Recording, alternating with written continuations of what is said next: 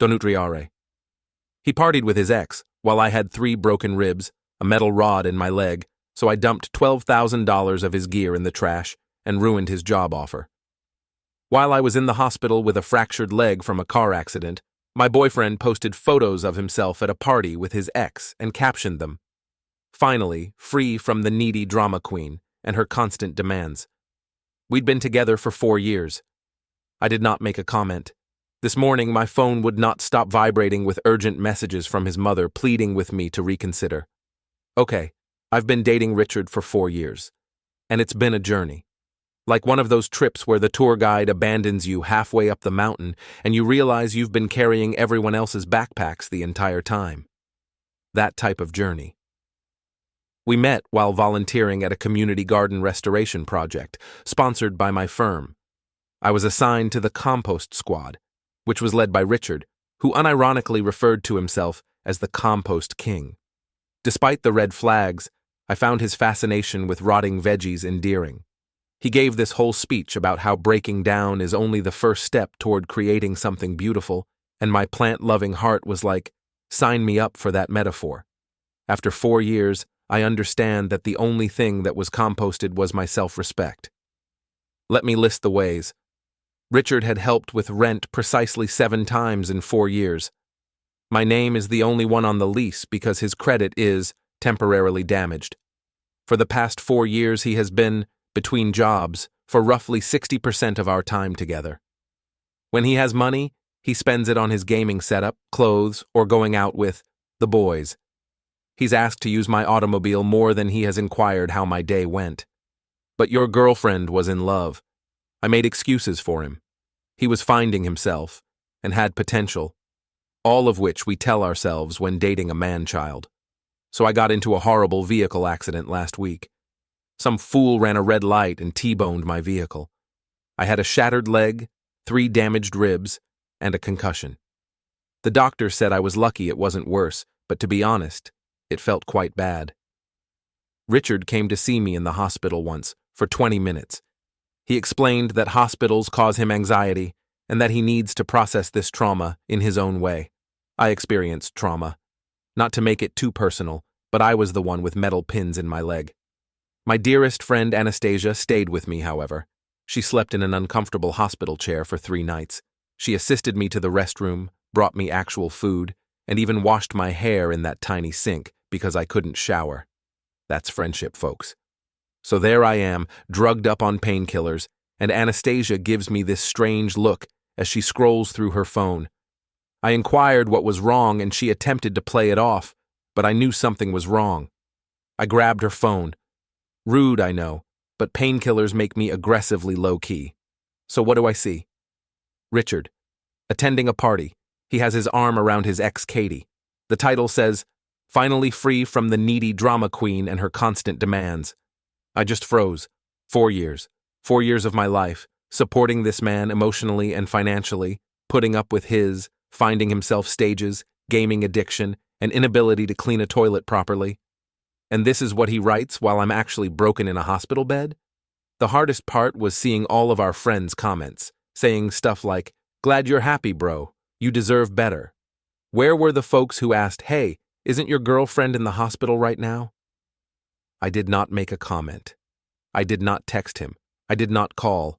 I've just processed. And while I was processing, I remembered something really important. My name is the only one on the lease. So I made a few calls. I called my landlord to explain the situation. I called my brother. I called my cousin. And I devised a plan. Fast forward to yesterday. Richard had returned to the apartment a few times while I was staying with Anastasia throughout my rehabilitation, but he had no idea what was in store. My brother and 2 of his co-workers assisted me with phase 1 of my idea. We packed up every single item Richard owned, every crusty sock, every limited edition Funko Pop, every gaming console and special edition controller, his prized collection of craft beers, his signed baseball cards, everything. And we put everything in the dumpster behind our apartment complex. Not the recycle bin, the dumpster. The compost king can decompose beside his rubbish, where he belongs. That may appear harsh, but here's the thing. Richard hadn't paid rent in 3 months. The landlord had been sending notices, And I'd been hiding from him since I was humiliated that my boyfriend couldn't contribute. I'd been picking up extra freelance work to cover for him, while he said he was networking for opportunities. Here's where things get even better. Do you know what Richard was doing instead of visiting me in the hospital? He was in an interview for a job. My connections helped him get the job. He was expected to start the job next week, was meant to. Let's just say the recruiting manager is the brother of my former college roommate, and he received some very fascinating information about Richard's financial history and dependability, along with screenshots of those social media posts about being, finally free, from his needy girlfriend who was hospitalized. This morning, my phone began to blow up. Text after text from Richard. Where is my stuff? Are you serious right now? You can't do this to me. Everything I own was in that apartment. My collector's items are worth thousands. You're going to pay for this. And suddenly the tone changed. Baby, please. I'm sorry. I was just drunk and stupid. Katie doesn't mean anything to me. I was just dealing with the stress. Please call me back. I love you so much, we can work this out. You're the only one I want. But what are the finest messages? They come from his mother. Richard's mother has always treated me as if I were lucky to be with her wonderful son. She called me crying, saying I needed to think about what I'd done, that her son made a mistake, but does not deserve to have his life ruined. She claimed he informed her about the other thing I did, the work situation, and that I was vengeful and cruel. And you know what? Perhaps I am. But 4 years of supporting someone who couldn't even be bothered to visit me more than once in the hospital, who publicly celebrated their freedom from me while I was learning to use crutches. The lease renewal is due next month. I am not renewing. I'm moving in with Anastasia until I can find a new place, a new beginning, with furniture that had no memory of Richard gaming on it while I cooked, cleaned, and paid the bills. I do not regret what I did. Not a bit. Edit. Number, I am not concerned about legal ramifications. My cousin stated that because his name is not on the lease and he has not made any financial contributions, he has very little recourse. Furthermore, I have documentation for everything. Yes, I am healing well. 6 more weeks in this cast, but the ribs are already feeling better. For those wondering why I remained so long, sometimes love makes you foolish. He wasn't always horrible, and the happy times led me to believe that the awful ones were only ephemeral. I know, it's classic. I'll provide an update tomorrow with more details about the aftermath. His mother has already contacted me 17 times, leaving voicemails ranging from tearful to threatening. Richard supposedly showed up at the flat, but the landlord refused to let him in. Your girl might have changed the locks. First update. Wow. I honestly did not anticipate my last post to receive so much attention. Thank you for your encouragement, good words, and legal guidance. Very grateful. As promised, here's what's transpired since my previous update. So, remember how I mentioned that Richard's mother called me 17 times? That number has now risen to 43. 43 calls in under 36 hours. I finally answered call 44 because I assumed it would never end otherwise. Let me paint a picture of this phone call. I was propped up in Anastasia's guest bed, my fractured leg raised, on 3 pillows, eating sour cream and onion chips. Stress eating is my love language.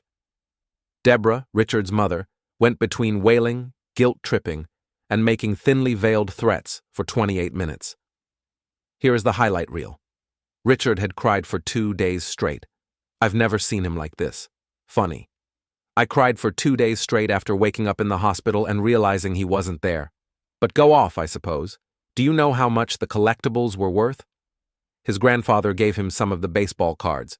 Do you know how much rent is, Deborah? Because I do. It's down to the penny. He planned to propose, you know. He showed me the ring. Unless the ring was fashioned of unpaid bills and broken promises, I have serious doubts. We could press charges for destruction of property. My legal relative has already confirmed that they cannot, but that's okay. Then she spoke. Richard told me everything. About how you've been controlling his finances and isolating him from his friends and family. I laughed so hard that I nearly popped a stitch. Me? Managing his finances? The man who once used our grocery money to buy a limited edition gaming keyboard? The person who borrowed $3,000 from me for a business opportunity that turned out to be cryptocurrency? The man who hasn't willingly shown me his bank account in 3 years, and separating him from his friends and family? I arranged his birthday celebrations. I bought his mother's Christmas gifts. When his car was repossessed, I drove him to various family occasions. But this is when things become really fascinating. I didn't hang up on Deborah right away, despite my strong want to. Instead, I asked her this simple question. Deborah, when was the last time Richard paid rent? She went silent for a moment.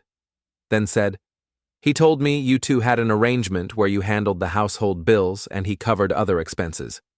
What other expenses exactly? I asked. More silence. Then, well, I'm not privy to your financial arrangements. So I told her. I broke down Richard's financial contributions over the last 4 years. I told her about the $17,700 in credit card debt I accumulated while supporting half of his expenditures. I told her about working extra hours and weekends while he played video games and networked. I told her how I had to sell my grandmother's jewelry last year to pay rent. When Richard informed me that he had money coming in, it never arrived. You could almost hear her worldview crumbling over the phone. But he said he's been supporting you, she finally stated. He said you lost your job and he's been carrying you financially. Did I lose my job? I've been at the same work for 6 years, with 2 promotions. Meanwhile, Richard has worked 7 jobs in 4 years, with the longest lasting about 3 months. I didn't say any of this, though. Instead, I just informed her that I would email her copies of bank statements, rent receipts, and text exchanges to clarify the situation. I also noted the social media posts he made while I was in the hospital, which she claimed to be unaware of. She concluded the call by claiming she needed to speak with Richard and would get back to me. She has not called since. Funny how that works. Let me go back and explain how the great trash disposal went down, as many of you have requested for information. Obviously, I couldn't physically transfer all of his belongings with my injured leg. My brother Dylan is my hero. He had 2 of his guys over on their day off, and I paid them, of course. Because some of us comprehend the idea of paying for services delivered Richard. We began with his greatest items, his gaming setup, 3 monitors, a custom PC he bought for $2,800 while between jobs. His prized figurines remain in their boxes because they'll be worth more that way.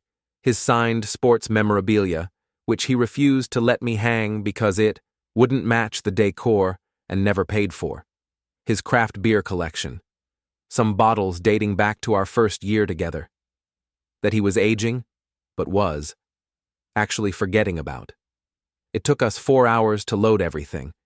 4 hours of finding random socks beneath the couch, uncovering half-eaten bags of chips on the bedside table, and finding receipts for transactions I had no idea about.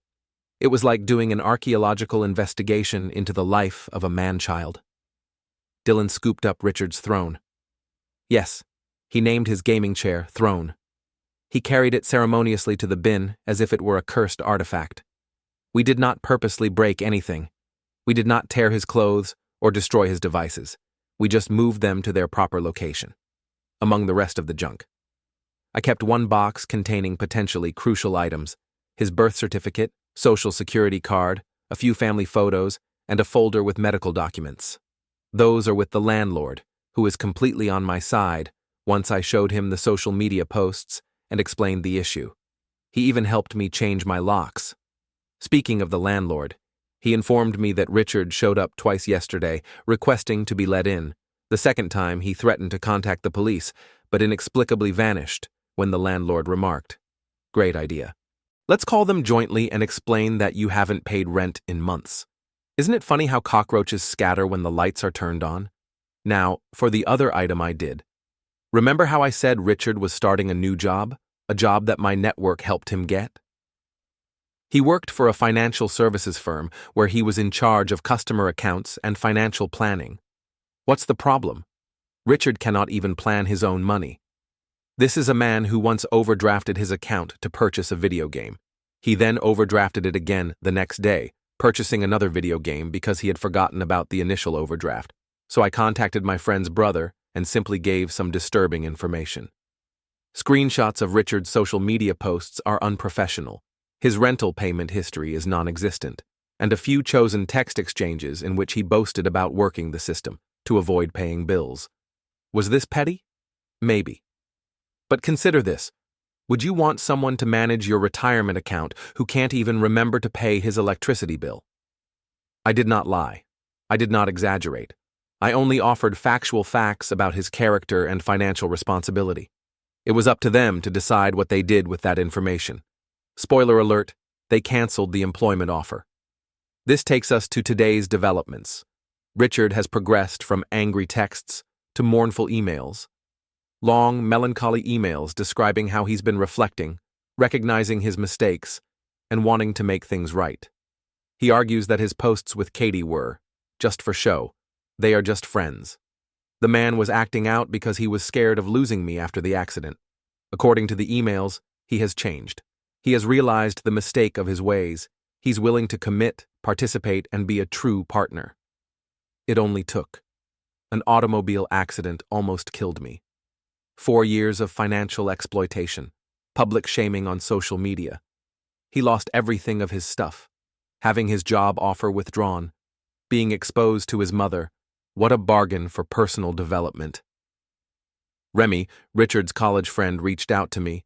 Richard has apparently been sitting on his couch and crying a lot while simultaneously preparing to win me back. Remy wanted to warn me that Richard had been talking about making a great gesture to prove his devotion. I thanked Remy for the heads up and requested him to let me know if Richard said anything problematic. Remy agreed and apologized for failing to recognize Richard's true character. It turns out that Richard also owes Remy money. I'm shocked. I'm shocked, I tell you. I'm honestly tired. Physically, from the accident. Emotionally, from all the drama. But I am also experiencing something I have not felt in a long time. Light. It's as if I'd been wearing a big load for years and now it's gone. My shoulders feel lighter. Tomorrow I have a follow-up visit for my leg. Then Anastasia and I will go apartment hunting online. My lease ends in 30 days, and I can't wait to start over. Thank you for listening to the Marathon Update. I'll publish again if anything important happens, particularly if Richard makes his grand gesture. According to his track record, it will either be outrageously inappropriate, surprisingly inexpensive, or perhaps make everything about him. Perhaps all three. Edit. A few individuals inquired about my automobile. The vehicle was totaled in the accident. Insurance is covering it, but I have yet to receive anything. For the time being, Anastasia and ride-sharing apps are my primary modes of transit. Edit 2. Don't be concerned that Richard may physically attack me. My apartment complex has security cameras. Anastasia's building has a doorman, and Richard is, above all, a coward. He talks large, but wilts in the face of actual confrontation. Second update. Hello, my vengeful internet family. Your gal has returned with another report, and wow. Chile, the drama just keeps on coming. Grab your popcorn, restock your wine, and relax, because this narrative has more twists than my garden hose. I can't stop myself from making plant lady jokes. First, a medical update, as several of you sweethearts requested. My follow-up appointment went nicely. The doctor thinks my leg is mending well, and I might be able to have this huge cast-off in 4 weeks instead of 6. My ribs still ache when I laugh too hard, which has been difficult given recent events. Now, on to the tea that you're all looking for. The magnificent gesture has happened. And it was precisely what I expected. Predictable, uninspiring, and self-centered. Yesterday afternoon, I was at Anastasia's house, looking through rental ads, when her doorman called. It appears that there was a delivery for me. We didn't expect anything, so Anastasia went down to check. Remember the broken leg? United Stares are my adversary. She returned 5 minutes later, wearing the weirdest expression and carrying, wait for it, a compost bin. A genuine plastic bucket packed with mud, worms, and what appeared to be kitchen trash. On top was a handwritten letter that read, "Like compost, our love can break down and rebuild into something stronger. I'm decomposing my old self to become the man you deserve. Please give us another chance to grow together. I can't make this up." The compost king truly believed that comparing our relationship to decaying food would win me over. The arrogance, the illusion, The whole thing is complete rubbish. Anastasia and I laughed so hard that I had to take more pain relievers for my ribs. She even snapped a picture of me looking absolutely confused next to this pail of dirt and shared it on Instagram with the caption, "When your BFF's ex thinks worms are the way to a woman's heart." She tagged me, but not him, fortunately. But wait. There's more. Inside the compost. Yes, he placed objects in the real deteriorating material. Was a small velvet box containing a ring. A composted ring. It was not even a decent ring. It was obviously costume jewelry. The diamond was synthetic, and the gold was already turning my skin green simply from touching it. There was also a date inscribed inside, April 22nd, 2001. For background, that is his prior girlfriend's birthday. He basically gave me a recycled ring that he most likely bought for Katie but never presented to her. A repurposed ring in a composting container. The symbolism is too obvious. I texted him one sentence. The compost bin is exactly where our relationship belongs. Breaking down among the worms and garbage.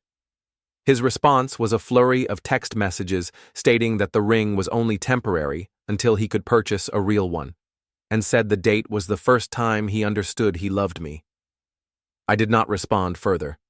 But Anastasia, my hero, took the compost bin down to the dumpster behind her building and texted him a video of herself emptying it. Remember how I suggested sending those receipts and financial data to Richard's mother, Deborah? She finally got back to me, as promised. Her first message was a novel-length email that walked through the 5 stages of mourning in real time. The denial.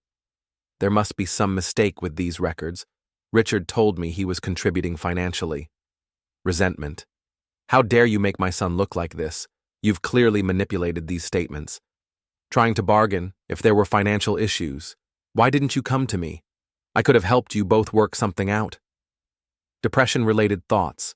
I'm heartbroken to think my son would behave this way. I raised him better than this. Acceptance means, I owe you an apology. I had no idea what was really happening, and I'm deeply sorry for my role in enabling his behavior. That last part astounded me to the core. Deborah has actually apologized, and my son Williams is perfect.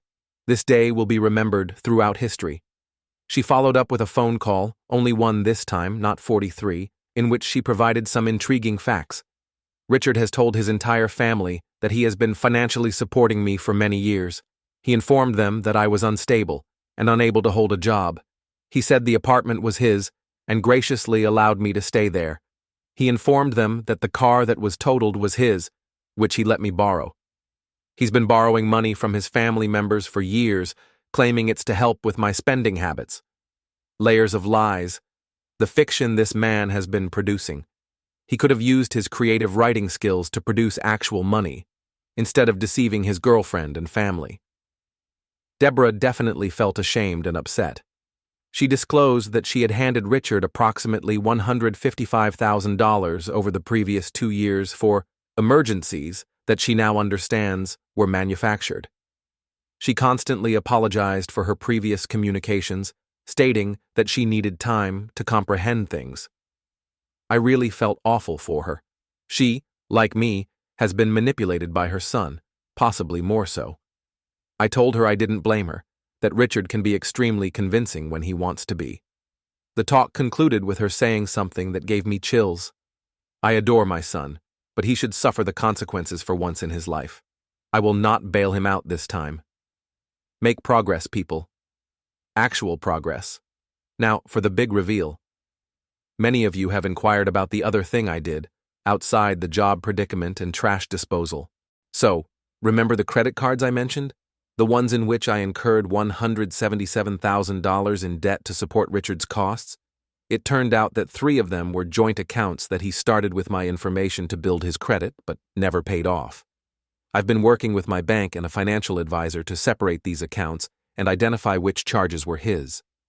It's a lengthy process, but I've been able to demonstrate that around $11,000 of that debt is directly linked to purchases he made. I did not simply transmit this information to his possible employer, I also emailed it to his parents, brother, and common acquaintances, along with a short note. If Richard asks to borrow money or move in with you, this is what you can expect. Is this petty? Maybe. But it is also true. And truth is a strong disinfectant for the toxic relationships Richard fosters. Even Katie, the ex from the social media post, messaged me on Instagram. I didn't realize you were in the hospital. Richard informed me that you two broke up months ago. I'm very sorry. Months ago. We were literally living together before my injury. The fiction that this man constructs. I kindly responded to Katie, assuring her that I did not blame her. She said that Richard had messaged her for weeks before the party, claiming we were on a break and that he was ready to move on. She felt bad and promised to email me screenshots of their talks. I declined the screenshots, no need to torture myself further, but thanked her for her candor. Richard appeared at Anastasia's building again yesterday evening. The doorman refuses to let him in. He's expecting a gift basket. So Richard created a disturbance in the lobby by saying that he just wants to talk and explain everything. The doorman phoned the cops, but Richard fled before they arrived. He then called me 37 times in the period of 2 hours. I did not respond, but he left more desperate voicemails. Please talk to me. I can explain everything. This is all a misunderstanding. I was going to pay you back. You're ruining my life. I have nowhere to go. My mom won't even let me stay with her. I'm sleeping in my car. Which car? He was repossessed many months ago. Then. I might do something desperate if you don't call me back. The last one concerned me, so I scheduled a wellness check for him. I had Remy's address. The cops reported that he was fine, just emotional, and recommended that he seek mental health treatment. Later, Remy texted me, "For your knowledge, Richard will no longer be staying here. I found that he stole $200 from my wallet. We changed the locks." Wow. Just wow. Even in a crisis, this man is unable to quit taking what is not his. So where does this leave us? Richard is presumably couch surfing with increasingly distant pals. His family is not bailing him out. His friends are disappearing like flies. His work opportunities are limited. His belongings are gone. His reputation is in shambles. And me? I'm healing. My legs and my heart. I discovered a promising apartment across town that is actually less priced than my present one. Anastasia has been an amazing rock. My family has rallied around me. My employer has been quite understanding regarding my rehabilitation. I am still angry. I am still hurt. But ultimately, I am relieved. It's as if I'd been underwater for 4 years and had just surfaced. My next update will most likely be my last, since I want to focus on moving forward, rather than looking back. But I wanted to thank everyone for their encouragement, suggestions, and amusing comments. This community has been incredibly healing during one of the most difficult times in my life. Final update. Hello one last time, my internet support system. It's been precisely 1 month since my first post, and what a month it has been. I promised a last update, and here it is. The finale to Richard the Compost King's saga, and how your girl flowered after 4 years of being buried in his BS. First, some practical updates. I moved. I officially moved into my new apartment yesterday. It's smaller than my last home, but it includes a modest balcony where I've already planted a container garden. The building has an elevator, which is essential for the broken leg problem, and security cameras are essential for the ex-boyfriend problem. My cast came off 2 weeks earlier than scheduled. I'm still wearing a walking boot, and physical therapy is no joke. I sweat more during PT than I ever did at the gym. But I can now move about unaided, which feels incredible. My auto insurance has finally paid off. I purchased a used but trustworthy Ford, which I named Freedom. I know it's cheesy, but I'm into it. Now for the real reason you're here. The Richard saga concludes. Things intensified after my last update before ultimately being addressed. Richard's desperation reached new heights when he realized his normal tactics, crying, begging, and guilt-tripping, were ineffective. He took a fresh approach. Public shame. He launched a GoFundMe titled Homeless After Girlfriend's Revenge. He told a completely fabricated story about how I stole his money and threw away family heirlooms after a minor argument. He provided images of himself looking dejected on what was obviously Remy's couch. Before Remy kicked him out, he claimed that he needed $5,000 to get back on his feet.